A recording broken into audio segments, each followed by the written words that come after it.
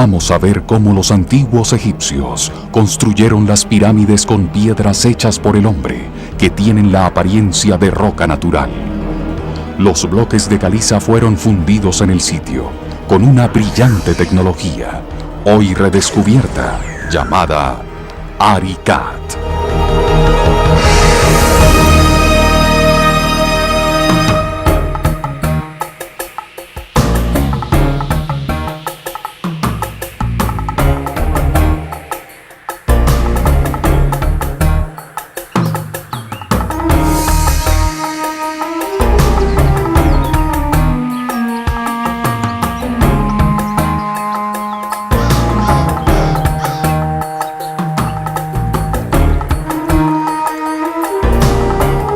Las pirámides, algunas como esta, enormes y majestuosas. Las más duraderas fueron construidas con sólidas piedras.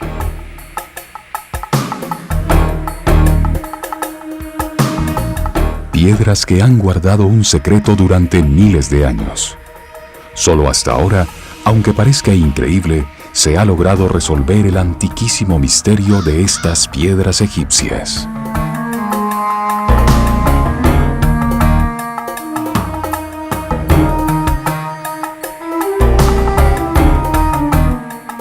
Soy Walter Broderick y pertenezco a un pequeño equipo de investigadores independientes interesados en buscar respuestas a algunos de los enigmas del pasado. En la actualidad nos hemos enfocado en el misterio que encierran estas piedras egipcias, pues encontramos que la mayoría de la gente tiene un concepto equivocado acerca de ellas. Cree que las pirámides fueron construidas de una manera que, bien examinada, resulta imposible. A generaciones de niños de colegio se les ha pedido imaginar vastos ejércitos de esclavos egipcios que tallaban las piedras en lejanas canteras, las jalaban hasta aquí al lugar de las pirámides y luego las elevaban hasta colocar cada una en su sitio exacto. Pero, ¿cómo podría haberse hecho esto en realidad?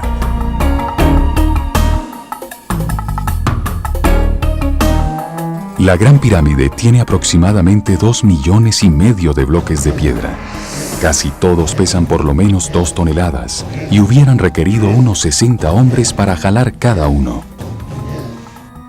Pero algunos pesan hasta 70 toneladas, y esos se encuentran no en la base de la pirámide, sino a 40 metros de altura. Sin el uso de ruedas, se habrían necesitado más de 2,000 hombres para jalar cada una de estas piedras hasta arriba.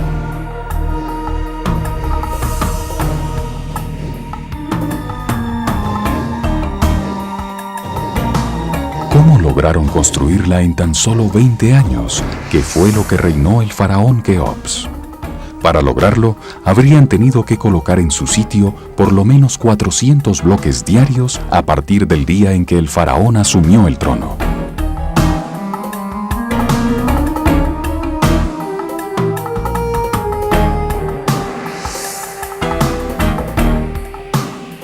Cientos de miles de esclavos trabajarían simultáneamente, hombro a hombro, en el espacio equivalente a una cuadra en una ciudad moderna.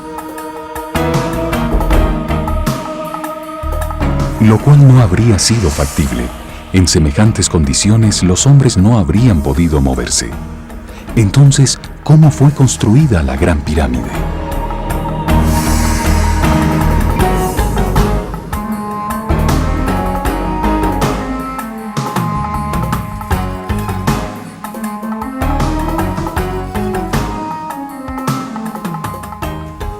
¿Cómo podrían haber cortado estas piedras, que son extremadamente duras, con solo las herramientas más primitivas?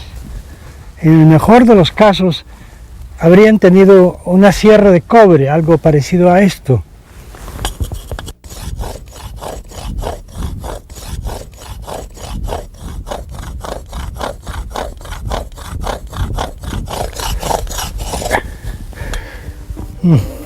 no voy a llegar muy lejos. ¿Y cómo transportaron piedras tan grandes cuando aún no se conocía la rueda y por tanto no existían poleas para elevarlas en el aire?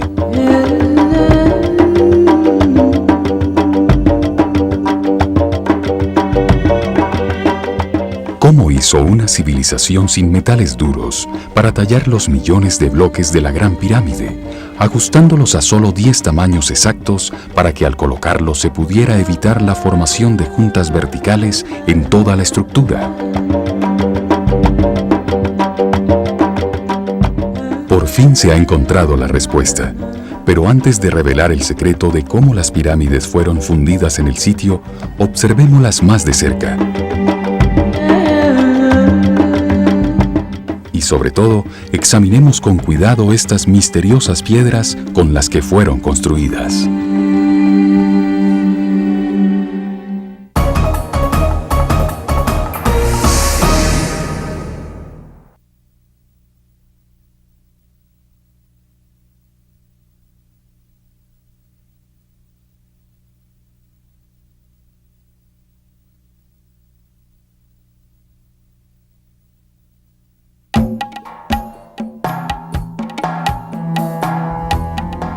Esta es la entrada original a través del gran muro que una vez encerraba completamente la pirámide escalonada aquí en Saqqara, considerada la más antigua de todas.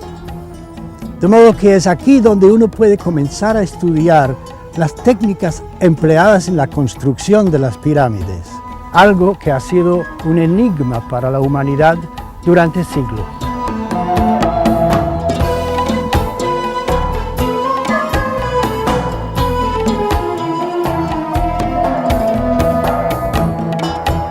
Las pirámides en Egipto están concentradas en un área relativamente pequeña, muy cerca al Cairo, al oeste del río Nilo.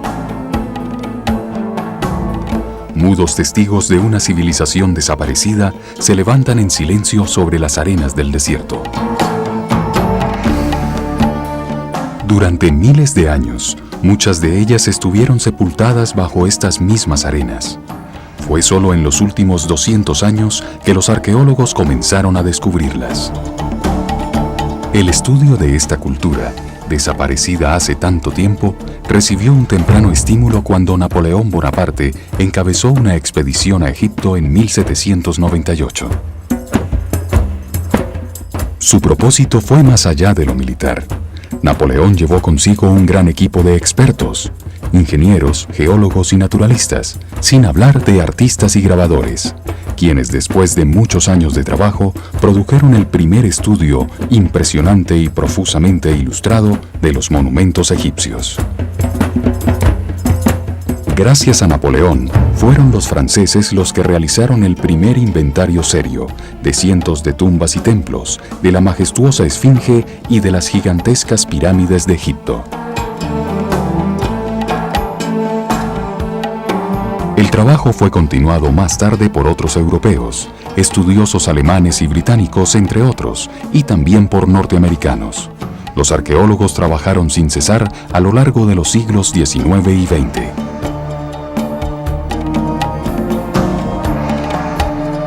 Las pirámides han sido objeto de estudio por cada nueva generación de egiptólogos, escudriñadas y examinadas una y otra vez debido a su capacidad para iluminar la historia temprana de la humanidad.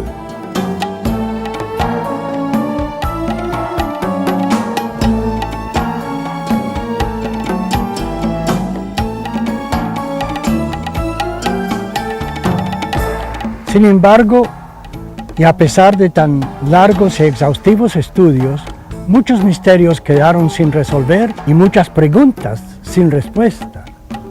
Hasta ahora, nadie había encontrado una respuesta convincente a una pregunta aparentemente sencilla: ¿cómo fueron construidas las pirámides?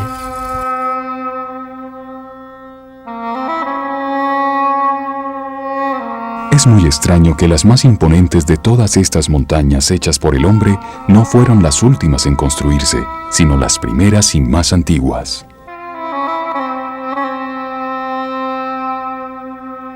Asombrosa por su perfección, la complejidad de su diseño y también por sus gigantescas proporciones.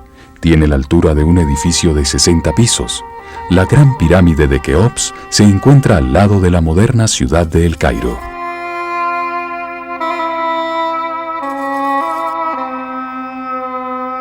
Como ya lo hemos dicho, el faraón Keops hizo construir la estructura completa durante el lapso de su reinado, es decir, en menos de 20 años, hace aproximadamente 5.000 años.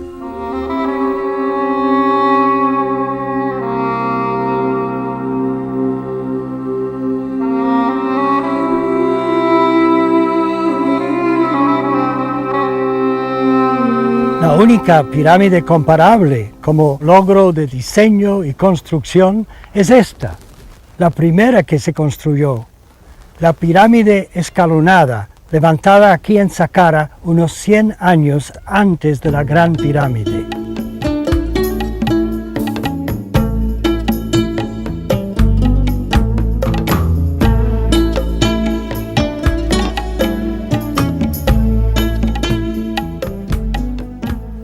Una pista fundamental sobre cómo se construyó la Gran Pirámide estaba presente aquí todo el tiempo en la pirámide escalonada, pero los egiptólogos no la habían encontrado. Simplemente quedaron perplejos ante el misterio sin poder hallar una respuesta satisfactoria.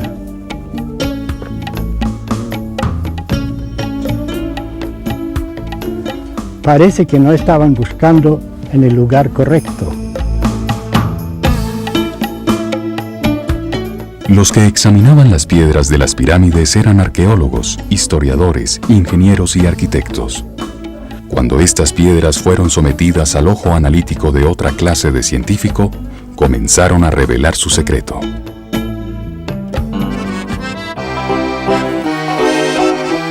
El primer hombre en proponer una solución razonable fue Henri Le Chatelier, químico, ceramista y metalúrgico nacido en Francia en 1850.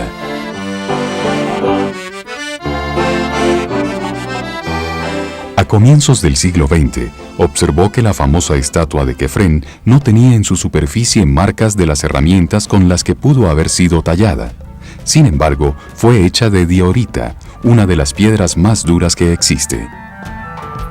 Y en una época, además, cuando los artesanos no poseían sino cinceles de piedra o de cobre, Le Chatelier concluyó que con herramientas como esas no hubiera sido posible tallar semejante obra maestra.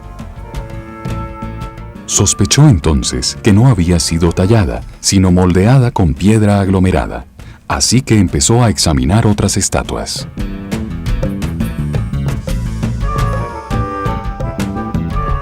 Se concentró en unas aparentemente esmaltadas, cortó secciones de ellas con una sierra de diamante y encontró que el esmalte no era una capa aplicada a la superficie, sino parte integral del material en el que estaba hecha la estatua.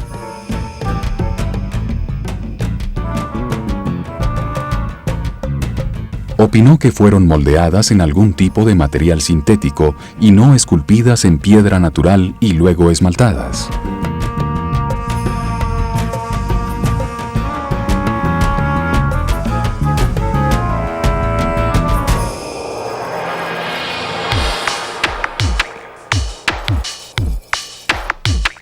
En tiempos más recientes, en Saint-Quentin, cerca de París, otro francés, el Dr. Joseph Davidovits, retomó el estudio donde lo había dejado su predecesor.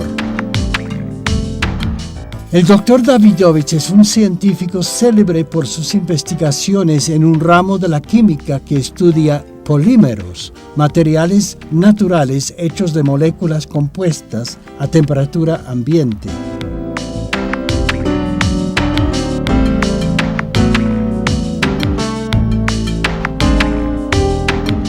Ha enseñado en varias universidades de los Estados Unidos, ha publicado 2 importantes estudios sobre las pirámides y ha patentado una serie de productos para la manufactura de cementos y concretos.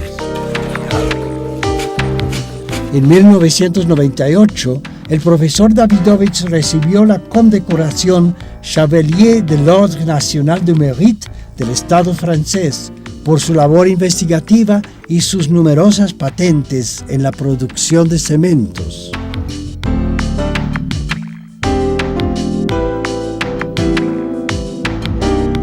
Siguiendo los pasos de Le Chatelier y armado con sus conocimientos químicos y su especialización en cementos y piedras aglomeradas, el doctor Davidovits empezó a estudiar los materiales con los que se hicieron las pirámides.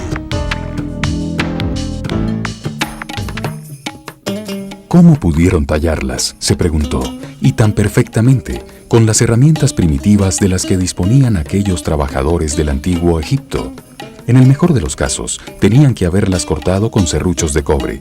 Ahora bien, el cobre es un metal blando que no sirve para tajar duros bloques de piedra caliza como los que se utilizaron para construir las pirámides. El profesor Davidovits quedó convencido de que un examen más detallado de esos mismos bloques podría resolver el enigma.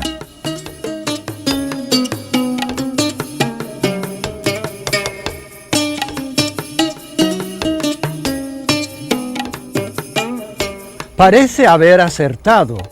En todo caso, encontró evidencia que sugiere que los bloques de caliza no eran piedras cortadas, sino bloques artificialmente aglomerados que al secar tienen toda la apariencia de piedras naturales. Los bloques de las pirámides son de roca caliza, una piedra formada por los sedimentos de esqueletos y de conchas fosilizadas. Estos restos fosilizados se encuentran normalmente sedimentados en capas horizontales. Sin embargo, en las piedras de la Gran Pirámide los encontré mezclados hacia todas las direcciones en un revoltijo al azar, como si hubieran sido mezclados artificialmente.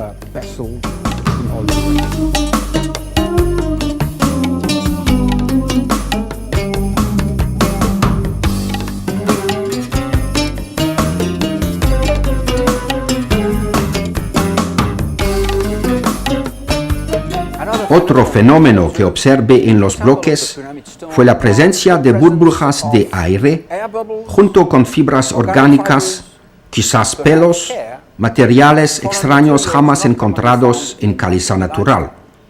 Un fenómeno que solo se explica si las piedras fueron fabricadas por el hombre.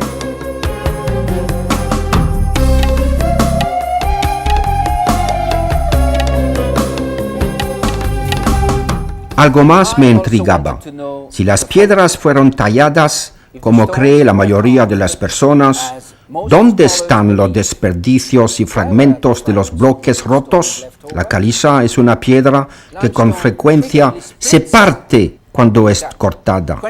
25 millones de toneladas de bloques de caliza tendrían que haber producido millones de bloques quebrados. Sin embargo, no se ha encontrado ni rastro de ellos. ¿Dónde están?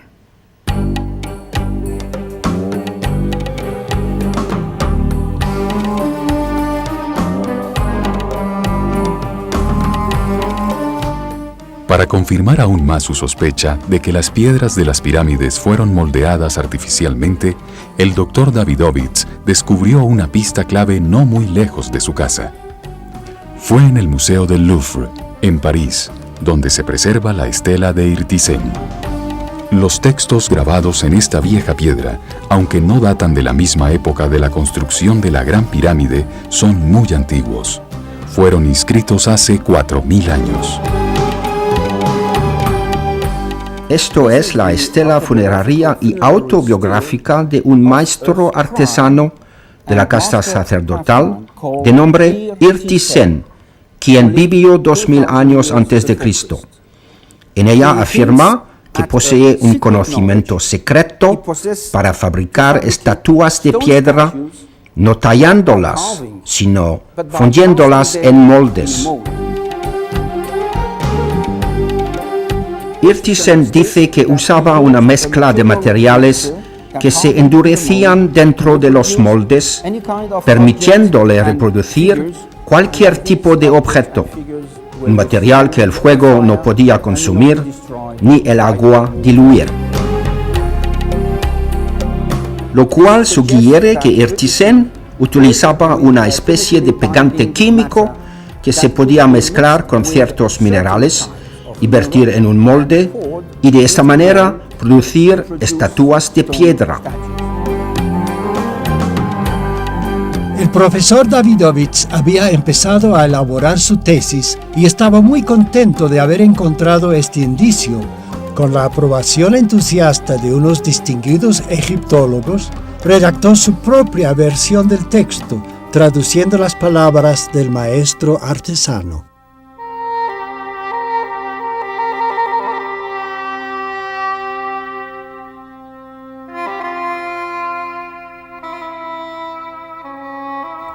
Conozco el secreto de los jeroglifos. Conozco las cantidades exactas de la receta para fundir piedra, para vaciarla en el interior de moldes y darle forma a un miembro en su lugar preciso.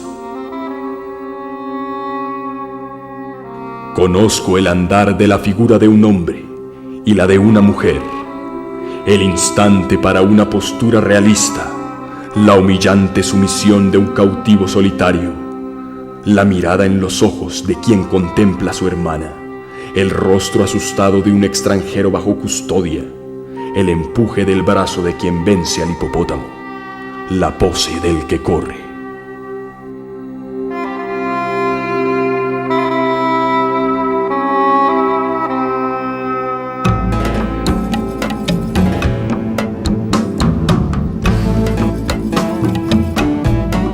Sin embargo, para el doctor Davidovich, este texto, aunque muy significativo, fue solo un comienzo. Unos datos más importantes aún sobre técnicas de aglomeración estaban esperando para ser descifrados en otra antigua estela que se encuentra aquí en la isla de Sehel, sobre el gran río Nilo.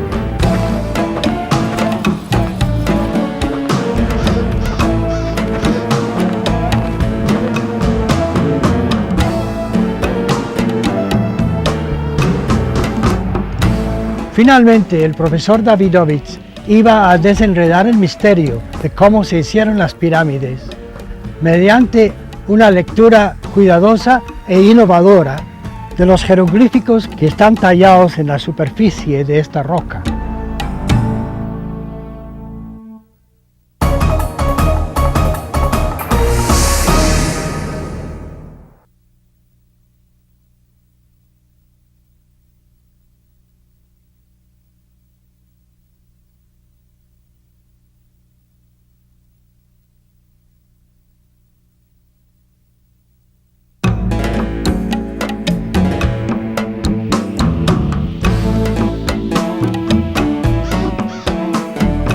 Esta roca se conoce como la Estela de la Hambruna y ocupa su sitio original aquí en la isla de Sehel, sobre el río Nilo.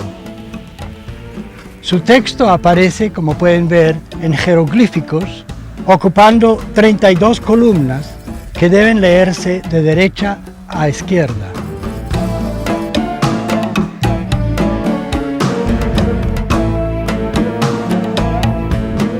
Las primeras columnas tratan de la hambruna que ocurrió durante el reinado del faraón Djoser, cerca de 3000 años antes de Cristo, antes del reinado de Keops. Los jeroglíficos relatan la siguiente historia. Por muchos años, el Nilo crecía hasta inundar las llanuras a su alrededor, convirtiéndolas en suelo apto para la agricultura. Sin embargo, durante 7 años en el reinado de Djoser, el río no creció, así que los cultivos no prosperaron, la tierra seca se volvió estéril y hubo en consecuencia una gran hambruna por todo el país.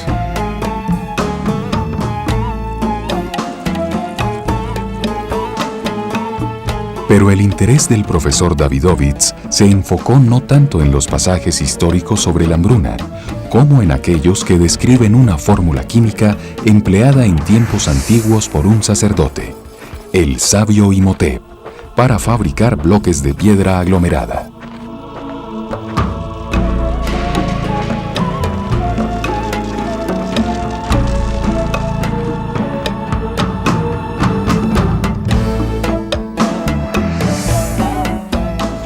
Esta estela se descifró originalmente en 1889, pero debido a las limitaciones del conocimiento científico en aquella época, el pasaje que contiene la fórmula fue malentendido, o al menos no bien traducido.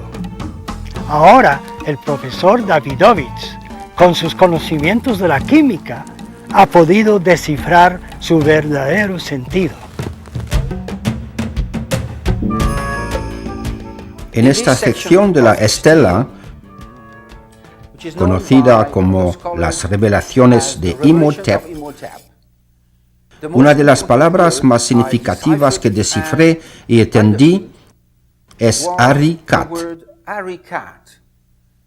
un compuesto de dos jeroglíficos que forman un solo adjetivo. Ari es el participio pasado de un verbo que significa trabajar con o dar forma, simbolizado por un ojo y una figura humana sentada, que indica que el trabajo es hecho por el hombre. Al añadir una segunda palabra, kat, los dos brazos alzados y el semicírculo, se le agrega el sentido de algo creado. Ari-Kat es algo fabricado por el hombre. Y cuando se asocia con los minerales, como en este caso, significa algo procesado o hecho sintéticamente. Ahora el profesor Davidovich estaba seguro de que su teoría era correcta. La respuesta al enigma de las pirámides se encontraba en su ramo particular de la ciencia, la química, o más bien, para darle su nombre antiguo, la alquimia. Y el alquimista en cuestión era el gran Imhotep.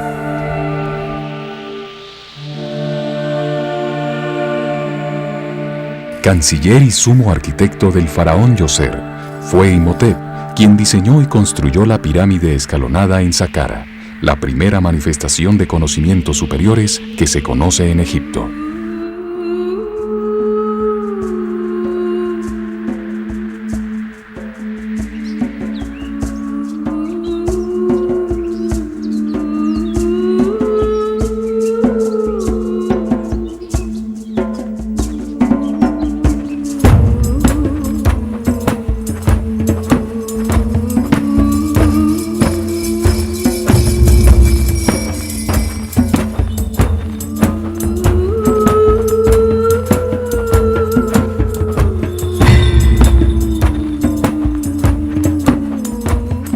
Imhotep pertenecía a una cerrada organización de sacerdotes llamada la Escuela de Misterios del Ojo de Horus, guardianes exclusivos del conocimiento en el Antiguo Egipto.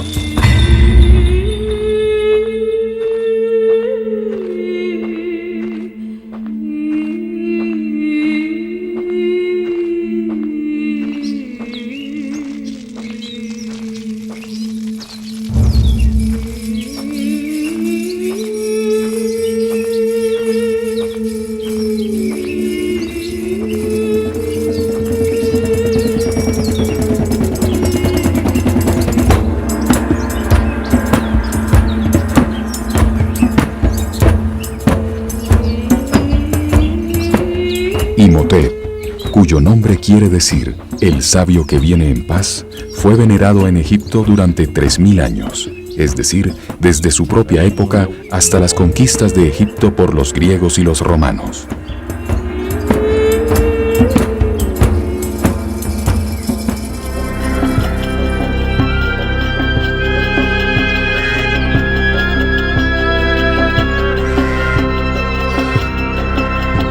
El padre de Imhotep era el arquitecto del faraón, un noble hereditario que pudo determinar el destino de su hijo. Decidió matricularlo en el sacerdocio y a una muy temprana edad, la madre de Imhotep llevó a su hijo por el río Nilo hasta su nuevo hogar en el templo de Anú.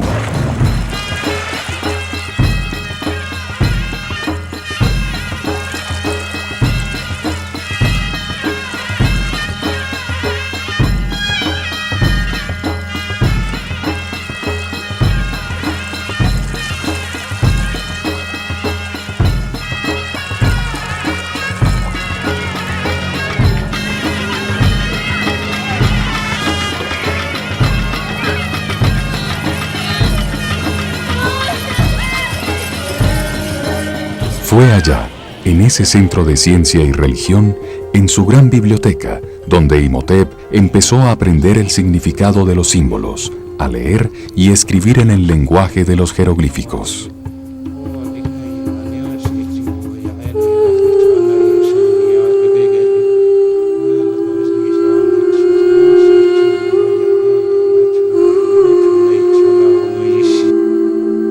Con el transcurso del tiempo, estudió diseño de templos, además de técnicas constructivas, geometría, medicina y todo lo que los sabios sacerdotes habían entendido sobre la estructura del universo.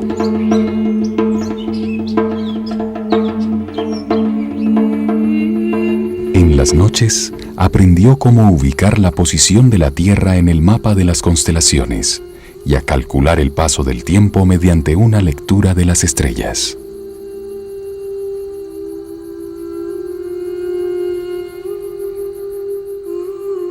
Su guía espiritual le enseñó el significado sagrado de las deidades egipcias con sus cabezas de animales, cada una representando una cualidad universal bien expresada por el animal. El halcón con su agudeza y excelente visión, el zorro con su astucia, y así por el estilo.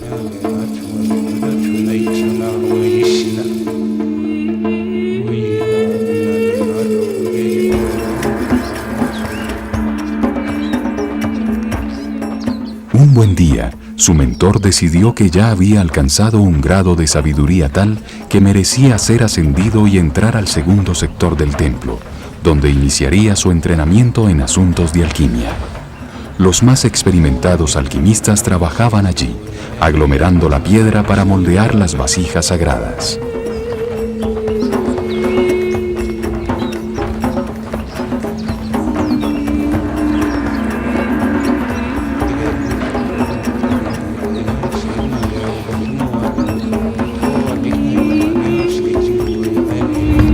Había llegado el momento para que Imhotep rindiera homenaje al dios Num, el dador de las formas y creador del cuerpo humano, a quien todas las vasijas eran ofrecidas. En ese momento debía jurar que únicamente transmitiría a su sucesor los conocimientos secretos sobre la química que estaba a punto de recibir. Solo un sacerdote científico podía fabricar vasijas de piedra, por ello gozaba de un estatus especial. Sus conocimientos le permitían darle forma a la piedra y la piedra era el símbolo de lo eterno.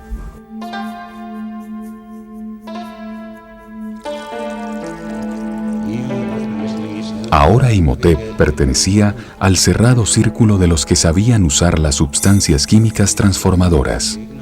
La primera de todas, una muy abundante en Egipto, la sal de natrón, un mineral cristalino que reacciona fácilmente con la mayoría de las sustancias conocidas. El natrón es una sal que es en realidad carbonato de sodio. Abunda en el desierto y en Wadi el Natrón. Los alquimistas egipcios lo utilizaban para catalizar la reacción química entre diferentes minerales silíceos. La sal de natrón también se usaba para hacer el pan sin levadura, que era el alimento nacional, para momificar, ya que preserva la carne por mucho tiempo después de haber cesado las funciones vitales. La sal de natrón jamás perdió su valor sagrado. En el Talmud simboliza la Torah o la ley, y en la Biblia es el símbolo de la alianza entre Yahvé y el pueblo elegido. Luego Imhotep aprendió que existía otra sustancia transformadora, la cal, un mineral que actúa como un pegante.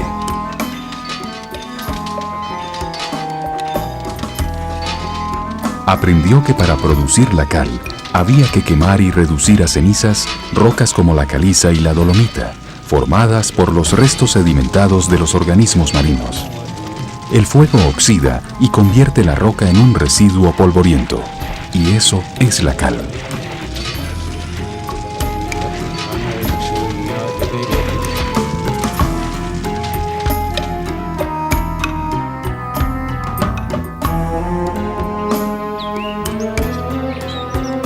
Las cenizas de leña también son ricas en cal, y los sacerdotes establecieron la costumbre de recibir como ofrenda las cenizas de las cocinas de todo Egipto.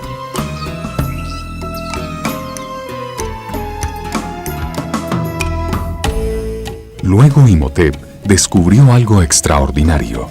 Cuando la cal se mezcla con sal de natrón en agua, se produce una tercera sustancia, mucho más corrosiva, que causa una fuerte reacción química y transforma a los demás materiales. Había encontrado lo que conocemos hoy como soda cáustica. Cuando Imhotep mezcló la sal natrón y la cal en el agua, se inició una fuerte reacción química. El natrón se disolvió en el agua y las partículas de cal se dispersaron, quedando en suspensión, produciendo soda cáustica. Todo mineral silíceo que contenga agua en su estructura reacciona fácilmente con la soda cáustica, formando silicato de sodio, lo que los antiguos llamaron vidrio soluble. El vidrio soluble, mezclado con los minerales azules, la turquesa y la crisocola, producen un pegante especial, un cemento basado en agua, usado para moldear vasijas y estatuas en piedra. Este cemento egipcio era un pegante muy poderoso que integraba al aluminio y los sílices en un nuevo compuesto, un mineral sintético llamado zeolita, que tiene toda la apariencia de roca natural.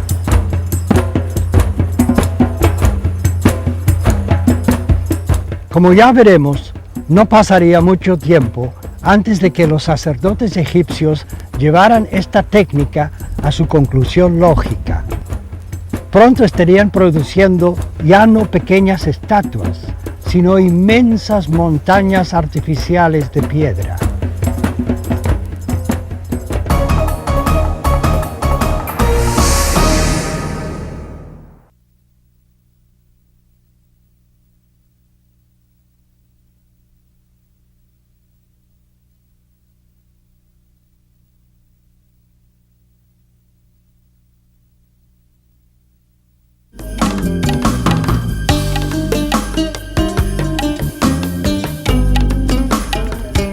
Veníamos hablando de Imhotep, el sacerdote y alquimista del antiguo Egipto.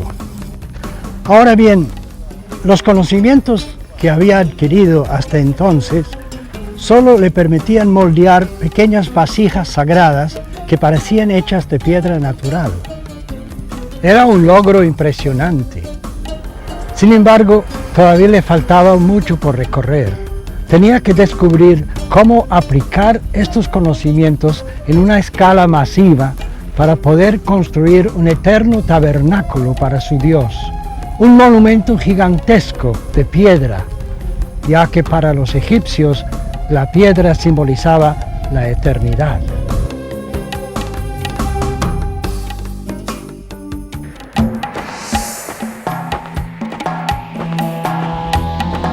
Imhotep intuía que la solución estaba en reproducir el pegante mineral usado por la naturaleza para solidificar los restos de organismos marinos en la formación de rocas calizas muy duras, capaces de resistir presiones enormes, un sol inclemente y unas lluvias recias durante millones de años.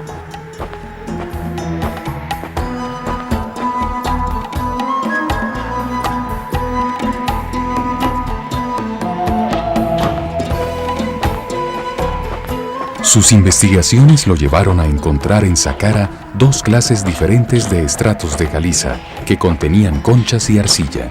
Una caliza de roca durísima, imperecedera, la otra una caliza muy blanda, que se deshacía fácilmente bajo presión o al humedecerla con agua.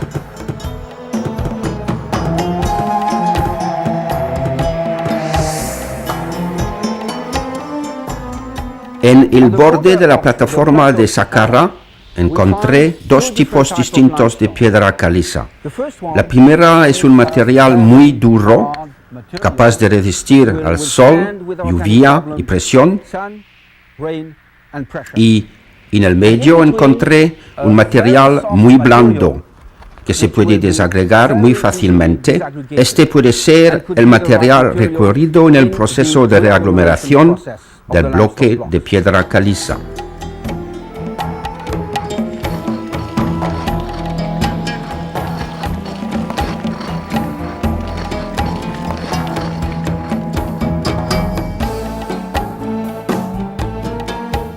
Cuando Imhotep aplicó agua a la caliza blanda, se deshizo, dejando una greda blancuzca y arcillosa con los restos de los organismos marinos en el fondo.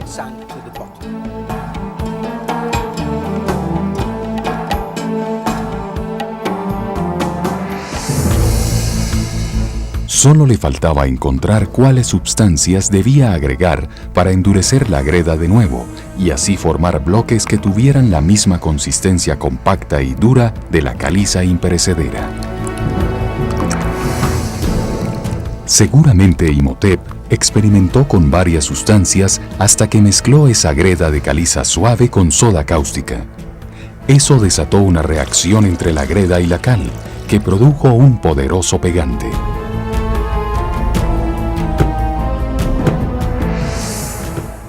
La soda cáustica es un alcalino muy agresivo que ataca la arcilla, transformándola en una roca llamada zeolita o feldespato.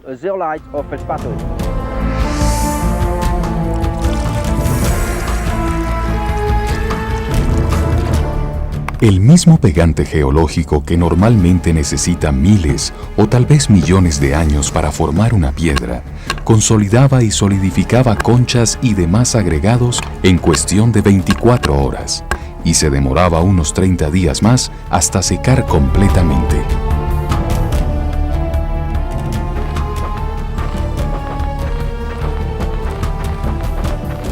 Esta mezcla se endureció formando un bloque altamente resistente.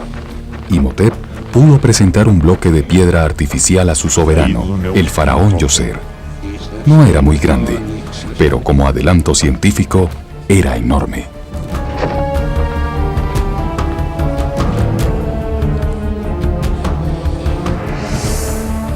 Imhotep había inventado el Arikat, la tecnología para moldear piedras que utilizaría en la construcción de la primera pirámide. Esta, la pirámide escalonada, diseñada y construida bajo su dirección durante el reinado del faraón Djoser.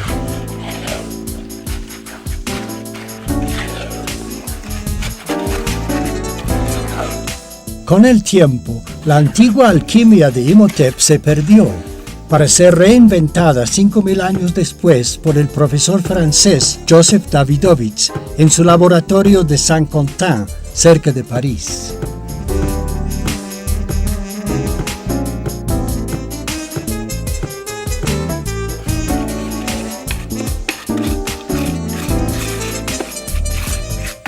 El profesor Davidovich se sentía tan seguro de la fórmula que había descubierto en la estela de la hambruna que se puso a fabricar una piedra artificial tal como lo había hecho el gran Imhotep tanto tiempo atrás.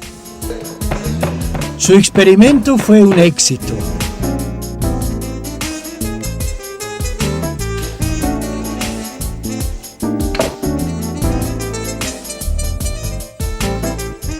Decidió fabricar una piedra más grande, de las mismas dimensiones de aquellas que se ven en la pirámide de Keops. Siguiendo la receta de Imhotep, el profesor produjo un bloque de 2 toneladas.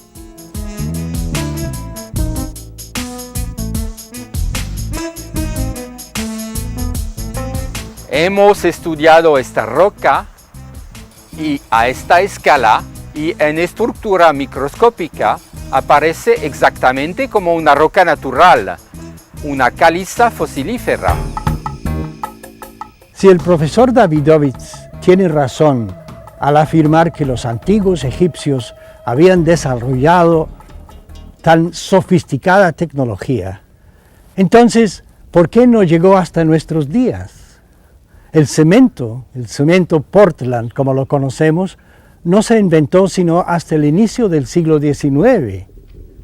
¿Cómo se perdió la fórmula de los egipcios? ¿Y por qué? No lo sabemos, pero es un error suponer que las tecnologías y las innovaciones más recientes son necesariamente superiores a las antiguas. Muchos son los descubrimientos científicos de tiempos antiguos que se perdieron para luego ser reinventados.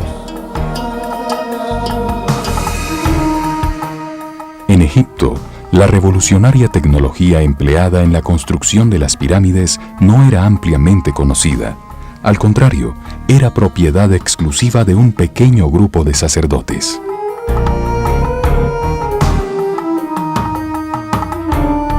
Por lo tanto, podría desaparecer fácilmente durante los 2 periodos intermedios de guerras y revueltas internas que desgarraron a Egipto, sin hablar de las sucesivas invasiones y los saqueos de los tesoros egipcios por parte de los etíopes, los sirios, los persas, los romanos, los nubios y los griegos a lo largo de miles de años.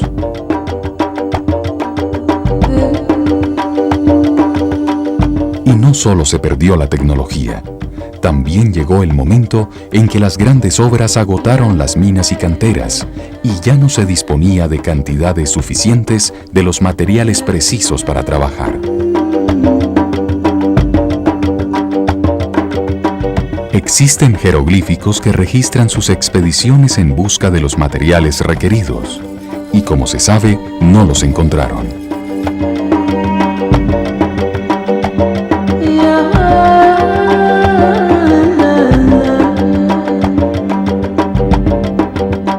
Es revelador mirar las pirámides construidas en tiempos más recientes, es decir, hace apenas 3.000 años, comparado con los 5.000 años que nos separan de la era de Imhotep y más tarde de Keops con su pirámide gigante. La construcción de pirámides se volvió menos eficiente. De hecho, la mayoría de aquellas que no son tan viejas como la pirámide escalonada o la gran pirámide de Keops están hechas sobre un núcleo de arena forrado con piedra caliza.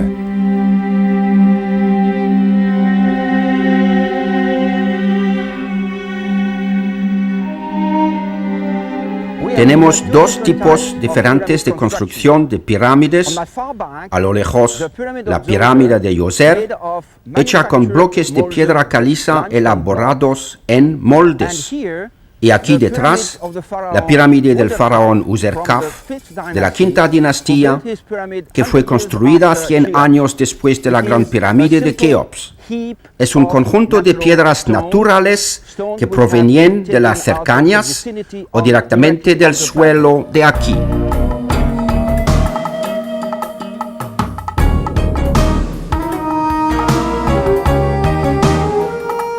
Al quitar su recubrimiento, como sucedió cuando nuevos constructores reciclaron sus bloques para construir otros monumentos, esas pirámides se derrumbaban.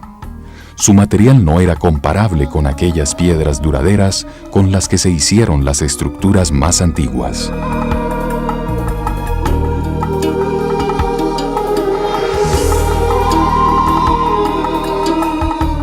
En nuestro próximo programa, nos encontraremos de nuevo con el faraón Djoser y su arquitecto Imhotep para presenciar la construcción de la pirámide escalonada.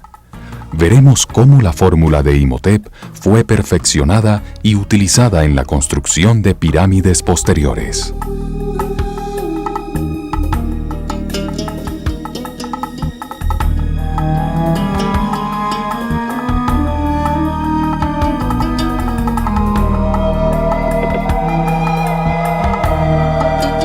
Seremos testigos de cómo el tamaño de las piedras aumentó gradualmente durante la era de la construcción de las pirámides, desde los pequeños bloques de Imhotep que pesaban unos pocos kilos hasta los enormes bloques y vigas de soporte que pesaban cientos de toneladas, imposibles de jalar y elevar sin ruedas ni poleas. La explicación propuesta por el Dr. Davidovich todavía no ha sido aceptada universalmente por los egiptólogos. Muchos siguen propagando la imagen de cómo miles de esclavos jalaban las piedras a los sitios de las pirámides para luego elevarlas mediante rampas. Pero si el doctor Davidovich tiene razón, y todo parece indicar que sí la tiene, entonces su hallazgo va a tener grandes repercusiones. La egiptología, como ya se ha dicho, es una ciencia relativamente nueva. Algunos dirían que aún está en su infancia. Y lo menos que puede decirse acerca del descubrimiento del doctor Davidovich es que nos ilumina de una manera sorprendente sobre lo que parece haber sucedido en Egipto en tiempos remotos. En consecuencia, mucha historia tal vez tendrá que ser escrita de nuevo. Y quién sabe, a lo mejor otros secretos se esconden aún dentro de estas misteriosas piedras egipcias.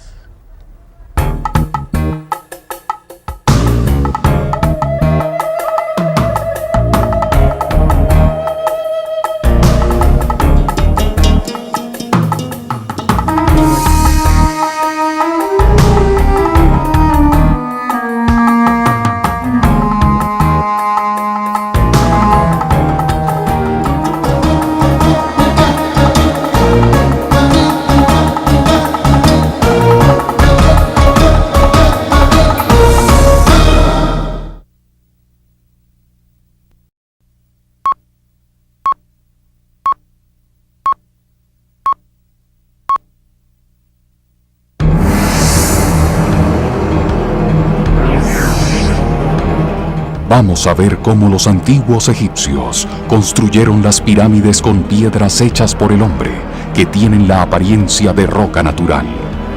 Los bloques de caliza fueron fundidos en el sitio, con una brillante tecnología, hoy redescubierta, llamada Aricat.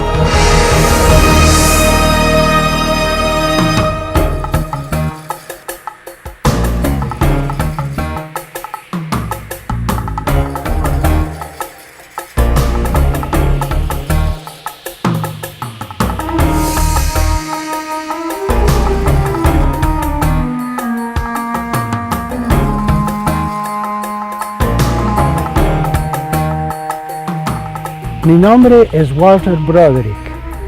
Mis colegas y yo somos gente curiosa y nos gusta investigar los enigmas no resueltos de la historia.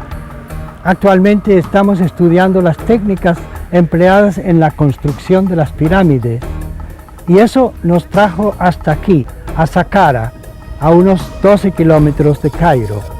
Saqqara quiere decir el que abre y muestra el camino. Y el nombre es muy apropiado porque esta es la primera pirámide jamás construida en Egipto. La gran pirámide escalonada, construida hace 5.000 años. ¿Cómo hicieron los egipcios antiguos para construir monumentos tan grandes? Es una buena pregunta, y hasta ahora nadie había encontrado una respuesta convincente. La mayoría de la gente cree que los egipcios no dejaron casi ningún registro de sus técnicas de construcción, lo cual no es del todo cierto. Existen algunos jeroglíficos que, correctamente descifrados, nos revelan el secreto de la construcción de las pirámides. Secreto que también se puede descubrir al examinar los bloques de piedra de las pirámides más antiguas.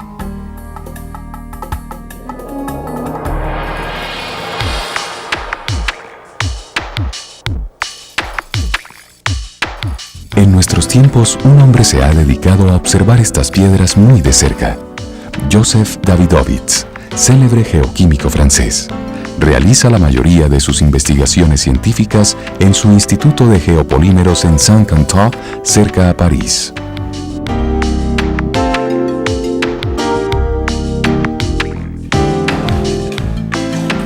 El doctor doctor Davidovits se interesó en las pirámides de Egipto y ha combinado una nueva interpretación de los jeroglíficos, la de un químico, con su análisis de la estructura y composición de los bloques de piedra y de los cementos utilizados en la construcción de las pirámides.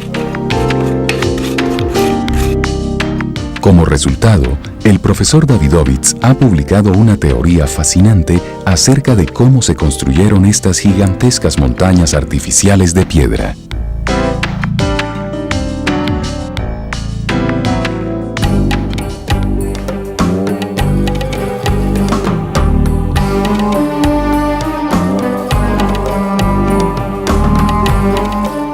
Los jeroglíficos de esta estela narran la historia, o mejor dicho, la autobiografía de un sacerdote, escultor y célebre artesano de nombre Irtisen, que vivió en el segundo milenio antes de Cristo.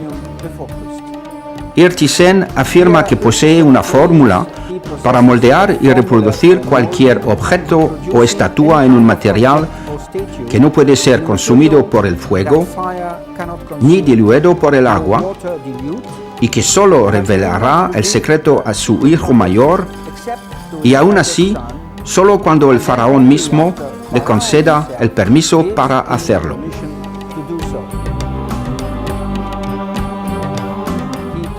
Él cuenta que, vertiendo una pasta maleable dentro de un molde, puede fabricar estatuas de piedra.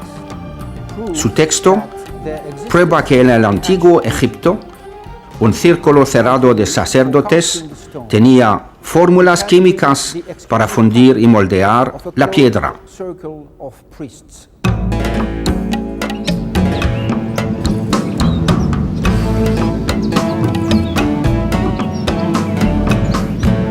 El doctor Davidovits encontró evidencia adicional para alimentar su sospecha de que los antiguos egipcios usaban una fórmula mineral para producir bloques artificiales que tenían toda la apariencia de piedra natural. Encontró esa evidencia aquí en la isla de Segel, sobre el río Nilo, en esta gran roca conocida como la Estela de la Hambruna. Sus jeroglíficos contienen información que data del reinado del faraón Djoser, del tercer milenio antes de Cristo. El texto cuenta cómo el faraón Djoser aplacó al dios Nun y puso fin a la gran hambruna. De ahí el nombre, la Estela de la Hambruna. Estos jeroglíficos también relatan las revelaciones de Imhotep, el sacerdote, gran científico, alquimista y arquitecto del faraón Djoser. Fue Imhotep quien diseñó y construyó la pirámide escalonada en Saqqara.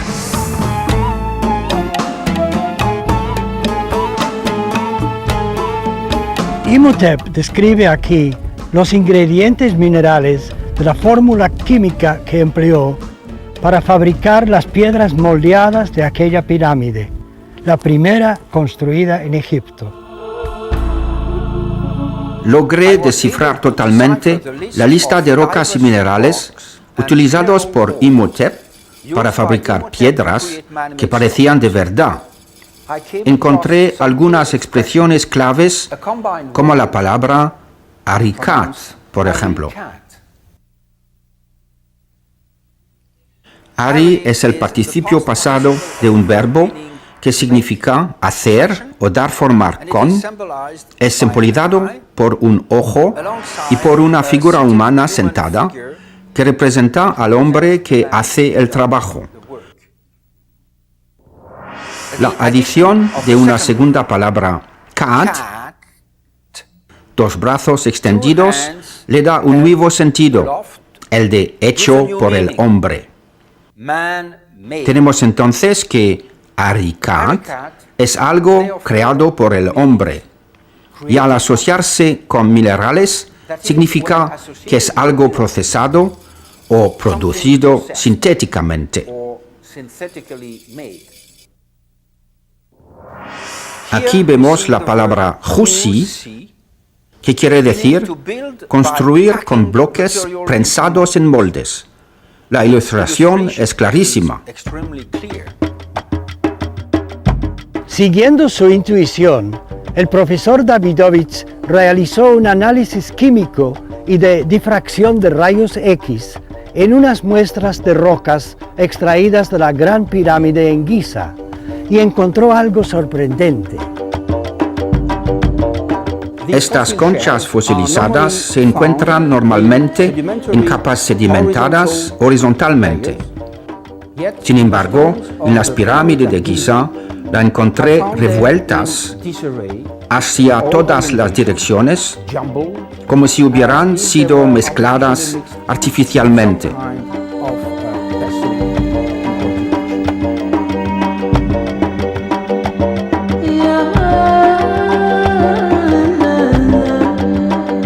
Otro fenómeno que observé en las piedras de las pirámides es la existencia de burbujas de aire, fibras orgánicas y tal vez pelos, materiales extraños que no se encuentran normalmente en la caliza natural. Esto podría probar que las piedras son hechas por el hombre. Basándome en la información encontrada en la estela de la hambruna y en mis propias investigaciones sobre cementos antiguos, pude reproducir en mi laboratorio un bloque de piedra moldeada idéntico a los utilizados para construir la primera pirámide. Utilicé los mismos ingredientes descritos por Imhotep.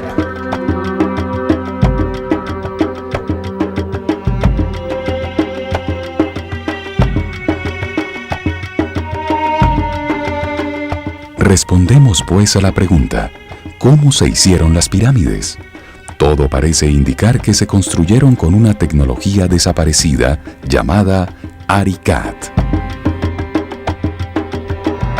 Con la imaginación, veamos cómo el arquitecto y alquimista Imhotep utiliza su fórmula para producir los bloques de piedra de la primera pirámide. La pirámide escalonada de Saqqara, milagro de la ingeniería que él mismo diseñó y construyó hace casi 5.000 años.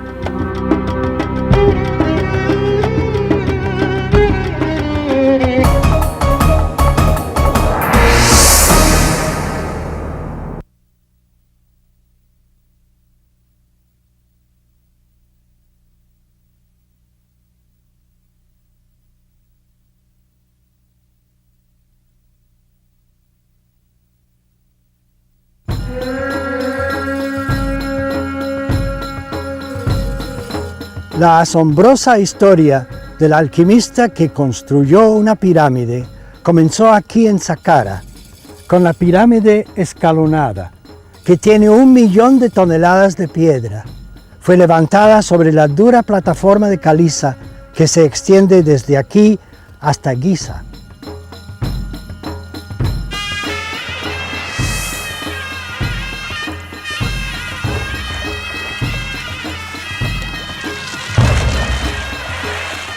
Los egipcios iniciaban la construcción de sus templos y pirámides el día del equinoccio de verano, el único momento propicio, cuando el día y la noche tienen igual duración, el bien y el mal están en equilibrio.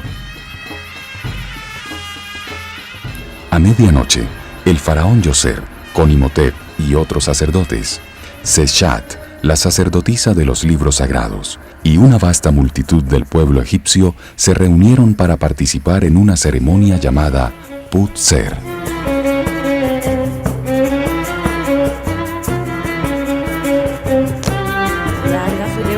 Cuando se plantaba la semilla simbólica de la pirámide y de sus templos, consagraban el terreno a Dios y orientaban precisamente la pirámide con el cosmos, alineando su eje con relación a ciertas estrellas.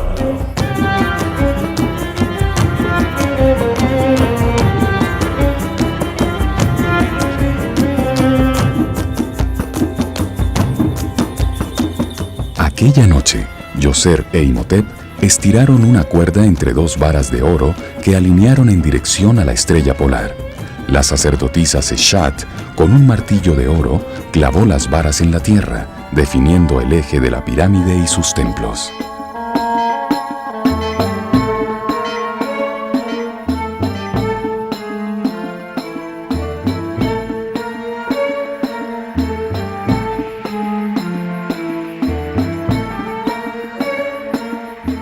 Determinaron el centro de la pirámide y enterraron un ladrillo de oro en cada una de las 4 esquinas de la gran muralla protectora que construirían a su alrededor.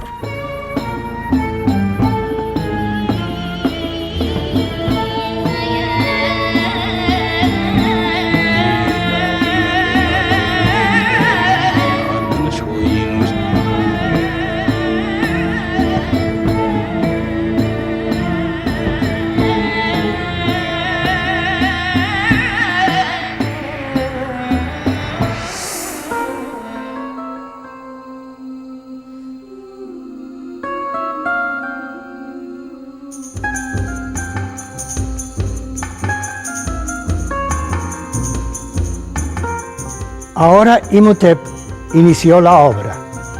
Primero mandó a sus hombres a excavar este pozo en el centro, que se conserva intacto hasta el día de hoy.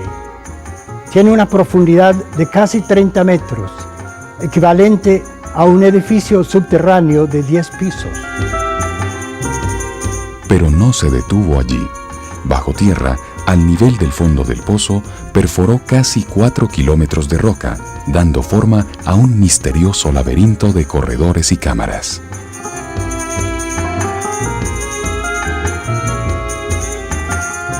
Las razones para construir este laberinto han sido un enigma para los arqueólogos. Es una colmena de galerías conocidas como las cámaras azules por estar decoradas con baldosines esmaltados, tal vez los primeros hechos por el hombre.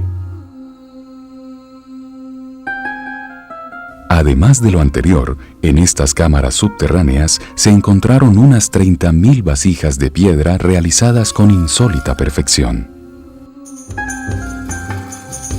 Son vasijas únicas y enigmáticas, hechas de durísima piedra, pizarra, basalto y diorita. Son materiales más duros que el hierro. No se entiende cómo pudieran haberles dado forma. Hoy ningún escultor intentaría trabajar con este tipo de material.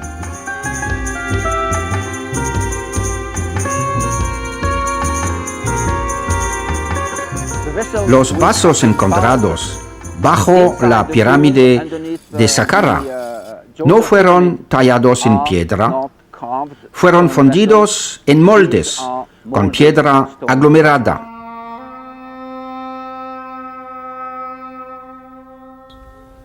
Si aceptamos lo que dice el profesor, que estos objetos fueron fundidos en moldes, entonces se nos hace más fácil aún creer que los bloques de piedra utilizados por Imhotep al construir esta primera pirámide también fueron moldeados. De hecho, exhiben todas las características de haber sido producidos en serie y no esculpidos a mano individualmente. Y si a esto agregamos las condiciones físicas del terreno aquí en Saqqara, entonces la hipótesis del profesor Davidovich se vuelve aún más lógica.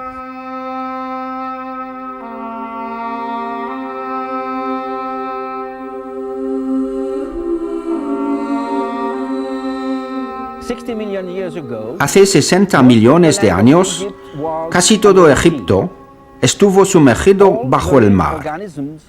Los restos de organismos marinos, conchas, plantas y algas forman una greda que con el tiempo se condensó y solidificó en el fondo, formando la roca que llamamos caliza.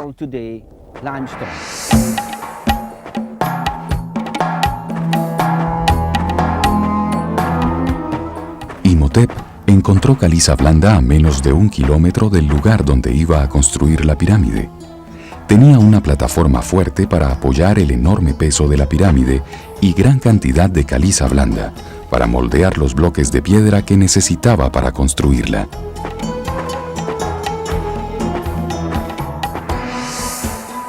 La caliza blanda se deshace fácilmente al aplicarle presión o diluirla en agua.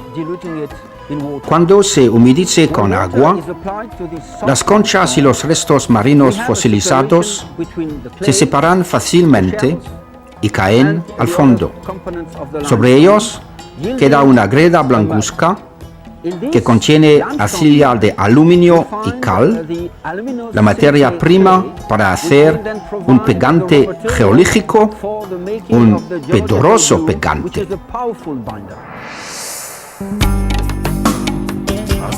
Canales y estanques no muy profundos se excavaron en el estrato de caliza blanda sobre la ribera del Nilo. Esclusas de madera controlaban la entrada del agua. Estos estanques eran recipientes ideales para producir enormes cantidades de pasta arcillosa. Los hombres de Imhotep desagregaban la suave caliza en el fondo de los estanques, revolviéndola con el agua del Nilo. Inundaban los estanques, revolvían la arcilla del fondo y luego los dejaban secar. Al día siguiente los inundaban nuevamente, hasta que los fósiles, la cal y la greda se convertían en un barro arcilloso. Entonces le agregaban una sustancia llamada sal de natrón. La sal es una sustancia muy reactiva que petrifica, por lo que se utiliza para evitar la putrefacción de tejidos orgánicos. El agua salada es el elemento básico para la producción de soda cáustica.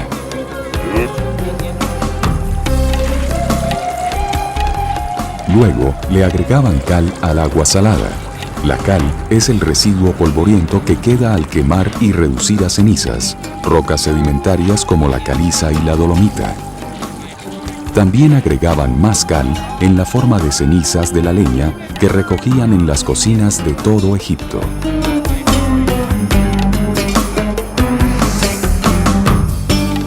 Se necesita agregar básicamente dos ingredientes a los estanques reactivos, sal de natrón por una parte y ceniza de cal por la otra.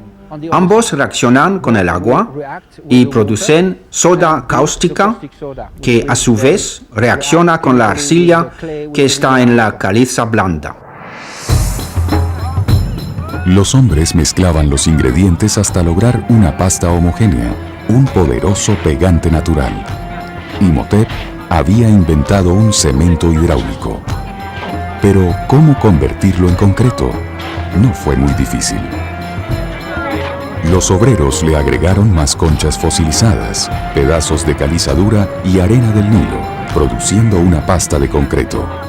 La transportaban en canastas y la vertían en cientos de moldes de madera.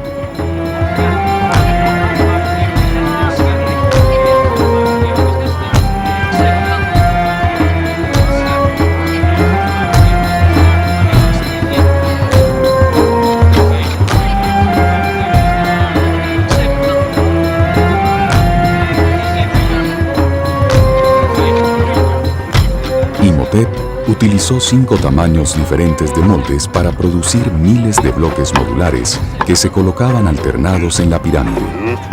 Esto evitaba la pesadilla de todo arquitecto, las juntas verticales, que tienden a ser los puntos débiles de toda estructura.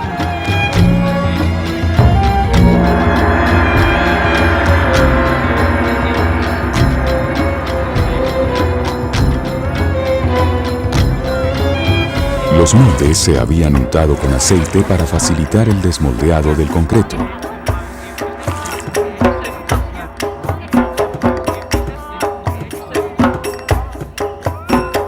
La mezcla era compactada dentro de los moldes, tal como se hace en la fabricación de tapias pisadas en barro. Así producían una densa roca caliza reaglomerada, que dejaban secar en la sombra para evitar que el fuerte sol las agrietara.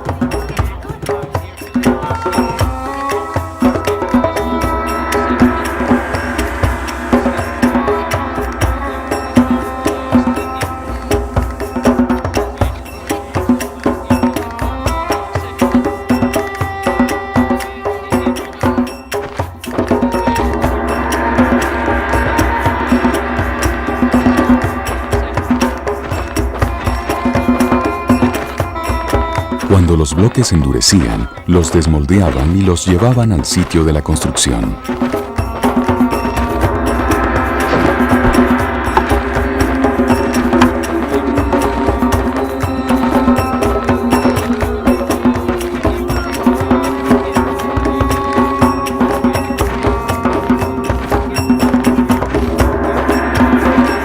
La magnífica pirámide escalonada no solo fue la primera, sino la única hecha con pequeños bloques modulares que pesaban aproximadamente 60 kilos cada uno, fáciles de cargar entre 2 hombres.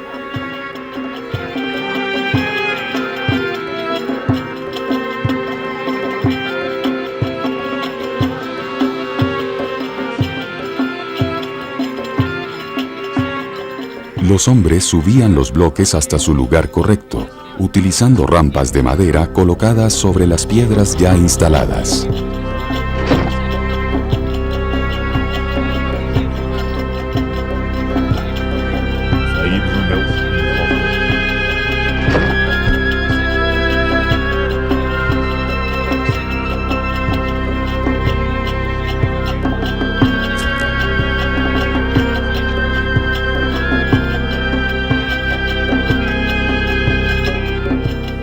Imhotep construyó la pirámide en 2 etapas.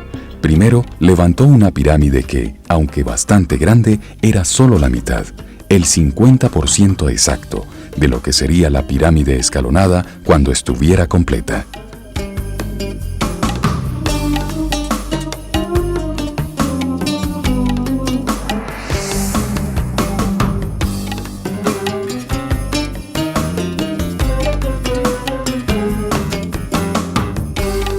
¿Por qué construyó la pirámide en 2 etapas?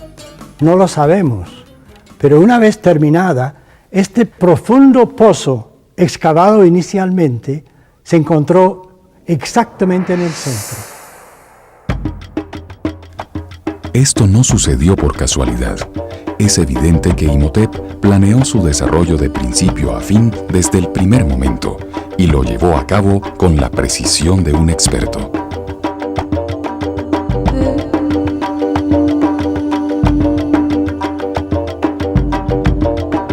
Cuando terminaron de colocar los bloques del núcleo, los forraron con bloques de caliza mucho más finos. Usaron un molde más sofisticado que permitía fundir esos bloques con una cara inclinada y le agregaron 2 nuevos ingredientes a la mezcla de concreto.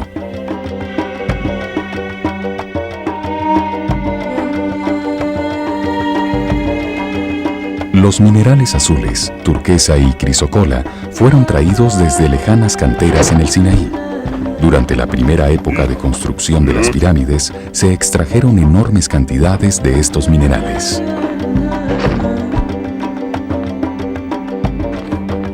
Daban la apariencia de un granito muy pulido. La pirámide, con sus 60 metros de altura, se veía desde muy lejos, brillando como un faro con la luz reflejada del sol. Ahora, empleando 250.000 toneladas de finos bloques de roca caliza, Imhotep mandó construir este muro para encerrar el área total. Tiene 10 metros de alto y un diseño exquisito. La construcción del muro habría sido más difícil que la pirámide misma, por su elegante diseño con ranuras verticales, una inspiración para los arquitectos de épocas posteriores.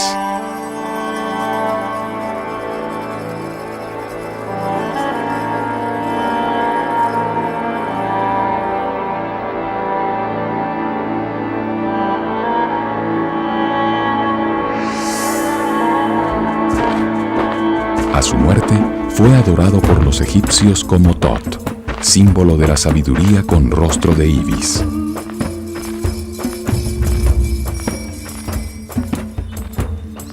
Los gnósticos lo llamaron Hermes Trismegistus, el 3 veces grande, origen y fundamento de sus conocimientos esotéricos. Sin embargo, su logro más tangible y duradero fue como alquimista, cuando inventó los bloques de piedra moldeada de esta pirámide escalonada. Imhotep no solo realizó un gran homenaje al dios Nun, sino que le aseguró a su faraón, el rey Yoser, eterna fama y gloria.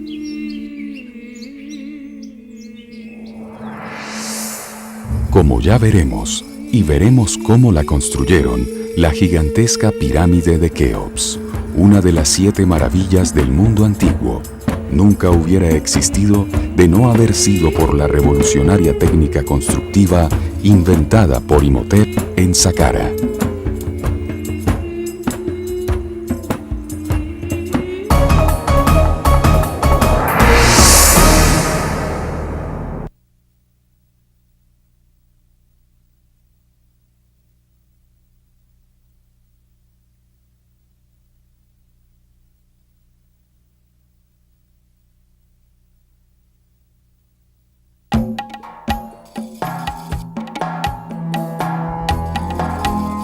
Después de la muerte del faraón Djoser, su sucesor Sekhemkhet inició la construcción de otra pirámide escalonada, con bloques ligeramente más grandes, no muy lejos de la pirámide original.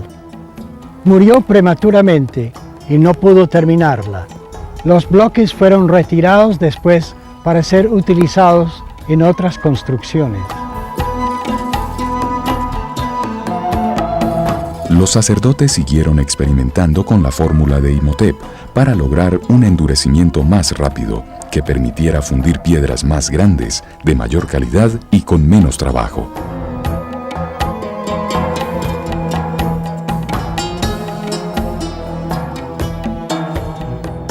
Huni, el último faraón de la tercera dinastía, construyó aquí en Meidum esta pirámide escalonada de 92 metros de altura, usando bloques fundidos in situ. Cada uno pesaba entre 100 y 300 kilos. Su sucesor, Sneferu, aumentó la altura de la pirámide y agregó una capa exterior de bloques como recubrimiento, produciendo así la primera pirámide geométrica.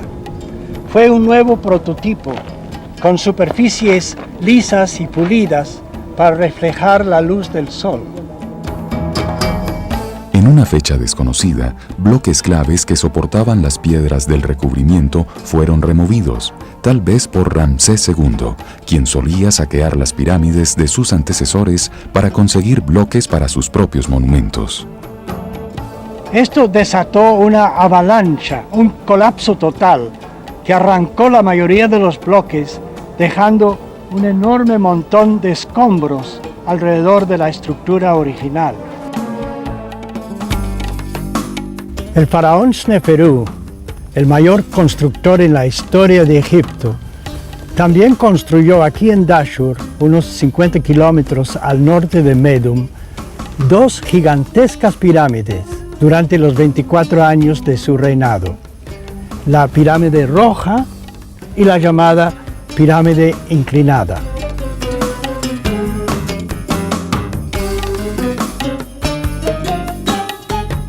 El nombre moderno de pirámide inclinada se debe al cambio de ángulo en las superficies, que produce una forma única entre las pirámides.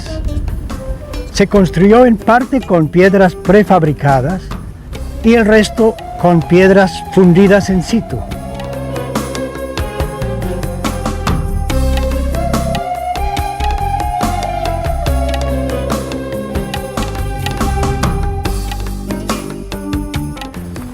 La pirámide roja deriva su nombre del color de sus bloques, resultado de experimentos con la fórmula de Imhotep. Tiene 103 metros de altura y sus dimensiones la convierten en la primera estructura verdaderamente colosal. Tiene bloques de hasta 1 metro de altura muy pesados, lo cual sugiere que fueron fundidos en el sitio.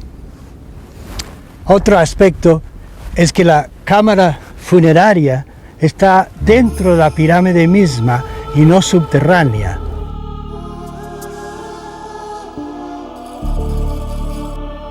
Los sacerdotes perfeccionaron la fórmula de Imhotep. Encontraron que al agregar bórax, el concreto de caliza se endurecía más lentamente. Esta lentitud en el fraguado permitía fundir bloques muy grandes como este durante 3 días consecutivos.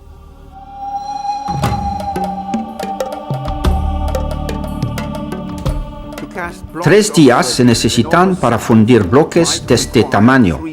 Al terminar la labor el primer día, la superficie del concreto se endurecía un poco, quedando una línea notoria en la unión con el concreto vaciado al día siguiente.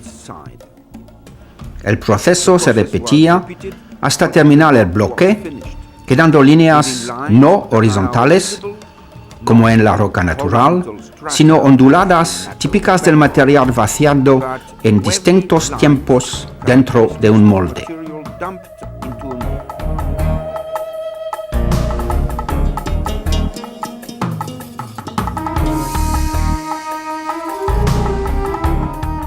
El hijo de Sneferú fue Keops, también conocido como Khufu, quien reinó 23 años y construyó la octava pirámide en orden cronológico. La Gran Pirámide en Giza, una montaña artificial de 145 metros de altura, equivalente a un edificio de 60 pisos.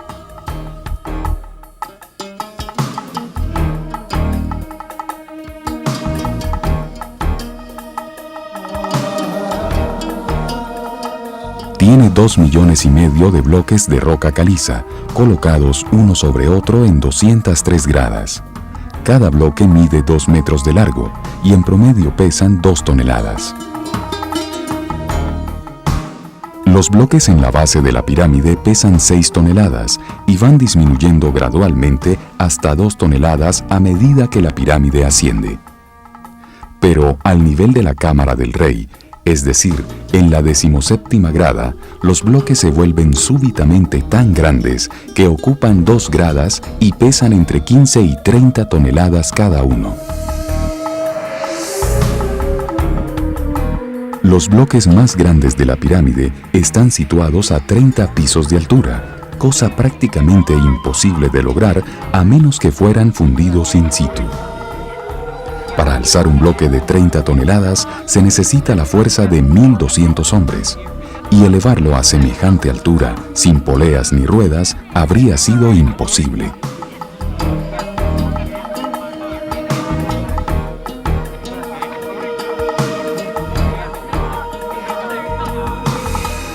La rueda solo se introdujo en Egipto 7 siglos más tarde.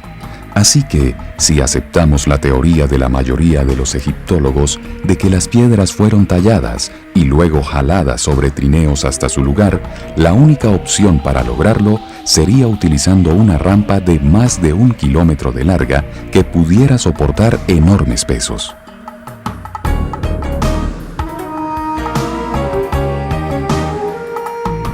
La construcción de una rampa de esta longitud, fuera recta o circular, hubiera requerido más material que la misma pirámide.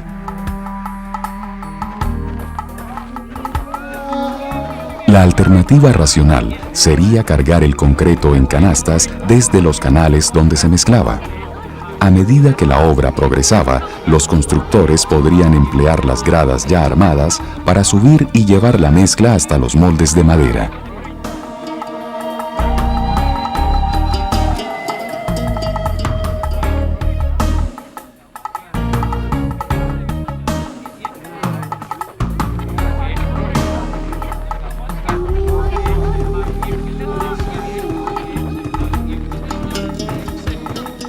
Un solo hombre podía cargar una canasta con 25 kilos de concreto de caliza, desde los canales de mezclado hasta la construcción cada 30 minutos.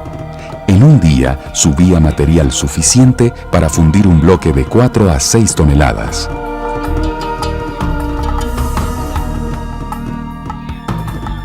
Los moldes eran untados con aceite rancio para que la mezcla no se pegara a sus paredes, lo cual explica la descripción de Heródoto, el historiador griego que habla de cómo los trabajadores apestaban a dicho aceite.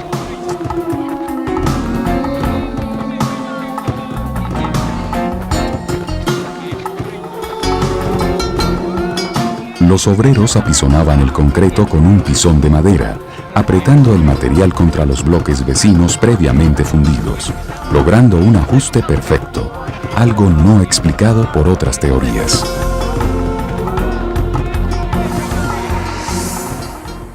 pelos podrían haber caído fácilmente en la mezcla y aire podría quedar atrapado durante el proceso, lo cual explica por qué se encuentran pelos y burbujas de aire dentro de los bloques.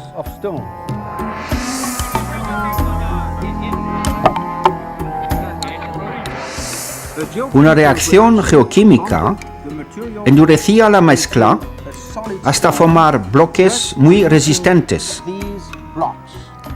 Cada bloque se fundía directamente contra los laterales y al secar se encogía muy poco, produciendo juntas muy pequeñas entre los bloques.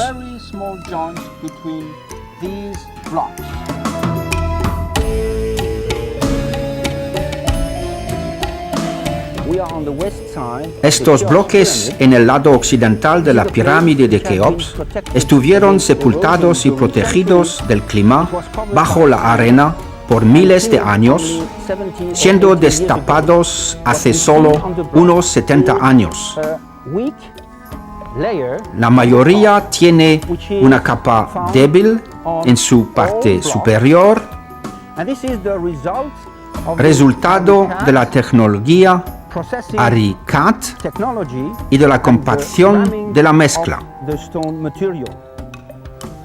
El material en el fondo queda más denso y en la parte superior queda menos compactado.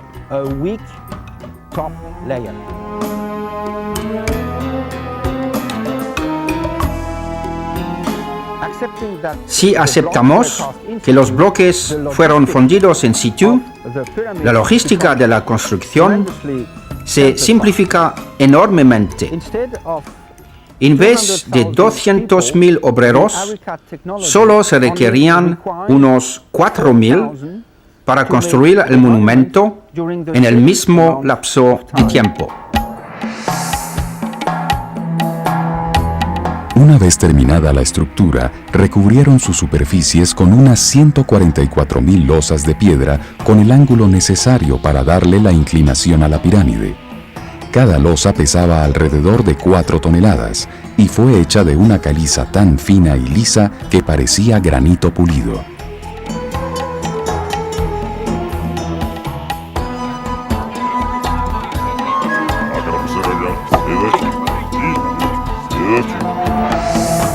No se puede introducir una hoja de afeitar entre las piedras de recubrimiento que aún permanecen intactas en su sitio. Piedras que originalmente cubrían toda la superficie. Las que permanecen estaban enterradas bajo la arena y así escaparon de ser removidas durante la Edad Media. El trabajo se concluyó con éxito. Pero, ¿qué es lo que se encuentra dentro de esta gigantesca pirámide? Nada menos que otra prueba, por si otra prueba fuera necesaria, de que las piedras habrían sido fabricadas de manera artificial.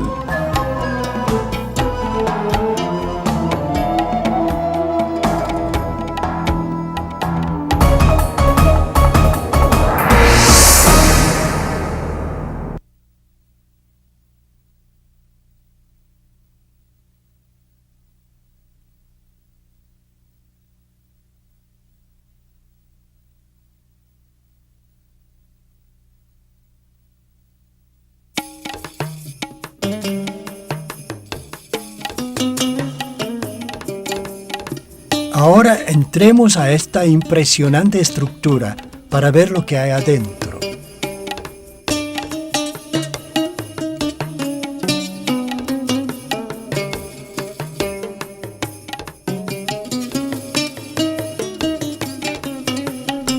Este túnel de entrada, tan estrecho e inclinado, no parece el sitio más apropiado para un cortejo fúnebre, lo cual parece indicar que la pirámide no fue diseñada como lugar de sepultura. Siquiera instalaron el pasamanos.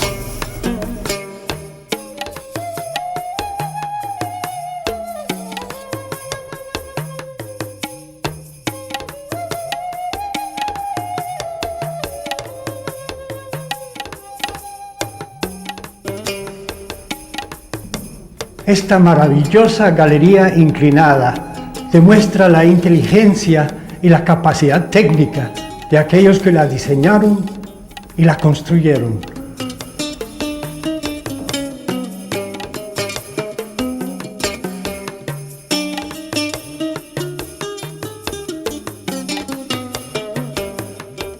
Nos encontramos ahora muy alto dentro de la pirámide y acabamos de entrar en la que se conoce como la Cámara del Rey, en el corazón mismo de la estructura. El techo está formado por 9 inmensos bloques de granito.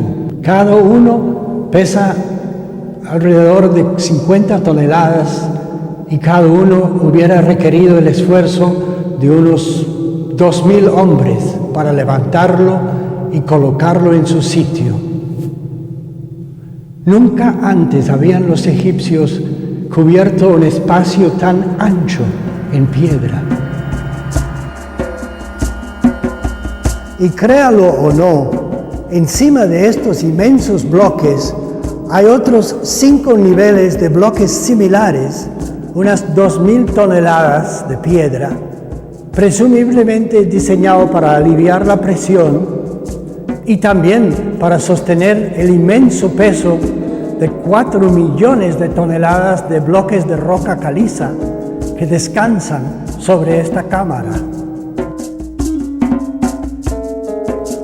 ¿Usted cree realmente que estas piedras tan increíblemente grandes y pesadas fueron talladas afuera y luego jaladas hasta aquí a la altura de un edificio de 30 pisos, sin poleas y sin ruedas, y luego colocadas una contra la otra de tal manera que ni siquiera una simple carta de naipe cabe entre ellas? Imposible creerlo. En vez de usar 2.000 hombres para jalar uno de estos bloques de piedra, ¿no habría sido más lógico subir los ingredientes en canastas y moldear las piedras en su sitio, usando la tecnología Arikat que los sacerdotes egipcios ya habían descubierto? En cuanto a este gran sarcófago, fue fabricado de un solo bloque de granito rojo.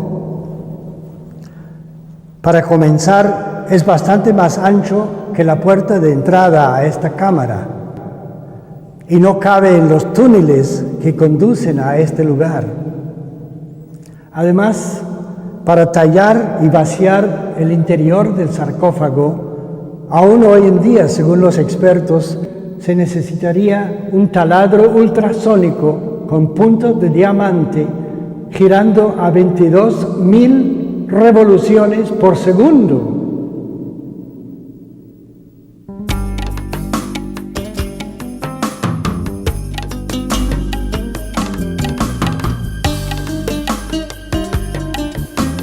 Uno se pregunta, ¿por qué los faraones emplearon tanto esfuerzo y tantos recursos para construir estos monumentos? ¿Para qué servían? Nadie lo sabe. Claro que hay mucha especulación. La mayoría de los académicos creen que eran unas inmensas tumbas, pero nadie jamás ha encontrado una momia dentro de una pirámide, de modo que esa explicación parece bastante dudosa.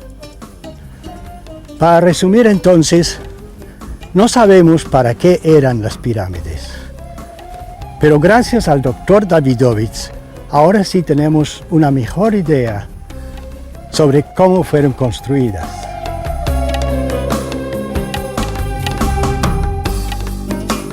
El tamaño de las piedras aumentó gradualmente durante la era de construcción de pirámides, desde los pequeños bloques de Imhotep hasta las enormes vigas que pesaban cientos de toneladas.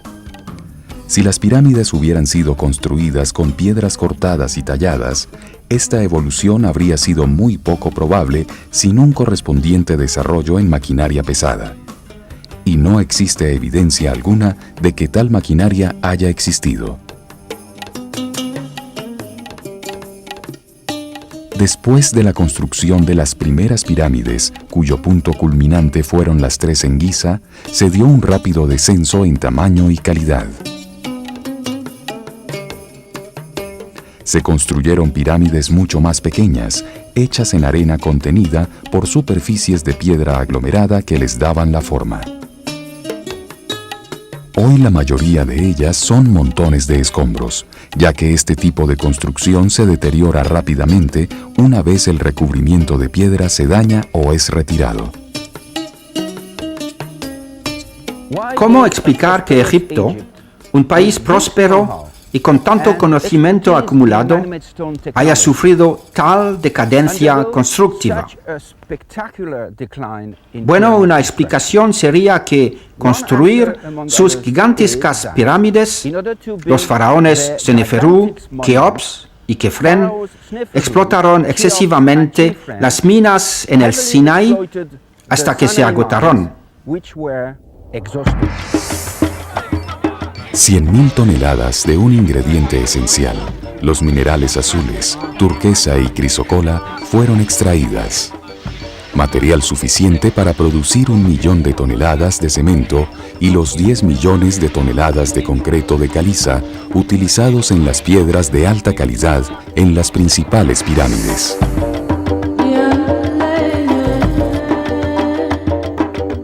Los faraones posteriores no pudieron construir grandes pirámides debido a la escasez de materiales y se dedicaron a decorar profusamente sus templos.